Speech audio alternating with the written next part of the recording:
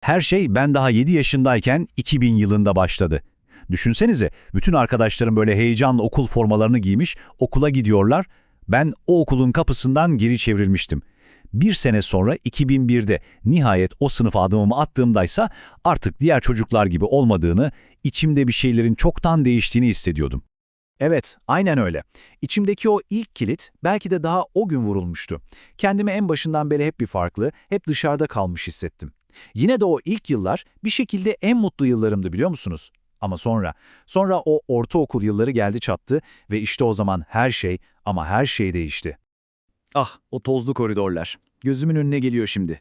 O gri pantolonlar, beyaz gömlekler, bordo süveterler. İşte benim için her şeyin değiştiği yer tam da orasıydı.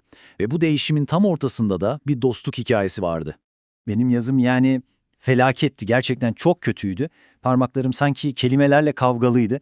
İşte tam o zaman sen yanıma otururdun Özge. Bak Mustafa derdin, kalemi şöyle tutarsan öğretmen daha iyi anlar. Bana yardım ederdin. Aramızda hani kimsenin anlayamayacağı tertemiz, saf bir bağ vardı.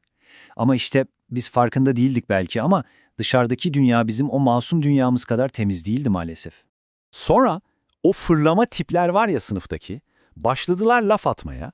Etraftan böyle anlamsız bir baskı gelmeye başladı. Biliyorum, senin adın çıkmasın diye, sana bir zarar gelmesin diye sordum bana o soruyu, o balkonda. O an bizim hikayemizin dönüm noktası oldu. İçim kan ağlaya ağlaya "Hayır!" diye bağırdım. Yemin ederim sadece seni korumak içindi. O kardeşliğimize kimse laf etmesin diye söylediğim o tek kelimelik yalan, işte o yalan benim 18 yıllık sessizliğimin en ağır, en paslı kilidi oluverdi. O hayırdan sonra kilitler peş peşe gelmeye başladı. O bahçede herkesin gözü önünde başımdan aşağı boşaltılan bir kova su. Tiyatro salonunda yine herkesin içinde sakın aklından bile geçirme, elimi tutmaya falan çalışma demen. Sonra o horon halkası, orada bile tutmadığın o ellerim.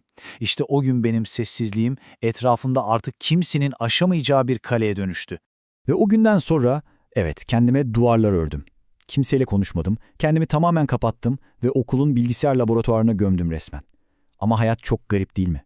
Beni korusun diye ördüğüm o duvarlar, o yalnızlık meğer benim anahtarlarım olacakmış. O sosyal mesafe, o hor görülme hissi beni odaklanmaya, yeni şeyler öğrenmeye ve sonunda da kimsenin beklemediği o üniversite diplomasını almaya itti.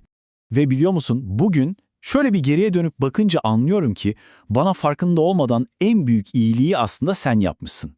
Eğer o gün beni reddetmeseydin belki de bu çocuk okumaz diyen öğretmenlerime inat edip bugün bir ön lisans mezunu olarak sizin karşınızda olamazdım. Senin sayende odaklandım ben, senin sayende başardım. İşte bütün bu anlattıklarım, o kilitler, o duvarlar yıllarca sırtımda bir yük gibiydi. Ama işin ilginç yanı ne biliyor musunuz? Ben bütün bunları bir gün bu sessizliği bozacağımı yıllar önce rüyamda görmüştüm. Şimdi o rüya gerçeğe dönüşüyor. Bu gördüğünüz sadece bir içerik değil. Bu anlatılamayanların, silinen mesajların, tam 18 yıllık bir sesin sesi. İşte ben buyum. Ben Mustafa. Ve bu da benim hikayemin sadece küçücük bir başlangıcı. Şimdi bu yolda benim gibi hisseden, kendi içinde kilitleri olan ve onları kırmak isteyen herkesi yanımda görmek istiyorum. O yüzden Kapipara ailesine hepiniz hoş geldiniz diyorum. Yepyeni bir yolculuğa çıkıyorum ve bu yolda artık yalnız olmak istemiyorum. Artık kendime yeni oyun arkadaşları arıyorum. Çünkü ben asıl oyun arkadaşımı yıllar önce o ortaokulun tozlu koridorlarında, o paslı kilitlerin altında kaybettim. Şimdi beni anlayan, bu yolu benimle yürümek isteyen herkesle yeniden buluşma, kocaman bir aile olma zamanı. Ama durun, bu hikaye burada bitmedi. Aslında her şey daha yeni başlıyor. Nisan 2027.